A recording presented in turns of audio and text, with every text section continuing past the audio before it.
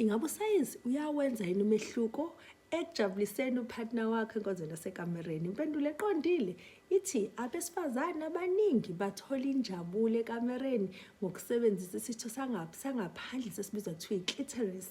So uma kunjalo abaningi bethola injabulo ngaphandle, kuchaza ukuthi injabulo yabo ingaphandle ayi-include penetration. Okusho ukuthini?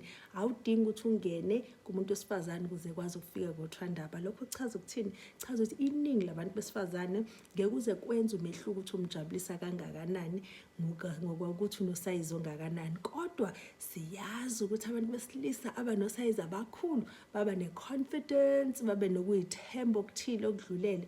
Kanti futhi singakhohlwa ukuthi abanosayizi omncane bayazi ukuthi banosayizi abancane, so bayasebenza bedlalisele kakhulu ukuze bekwazi ukufikisa opartner babo ukuvuthwa ndaba lapha kusenkonzweni.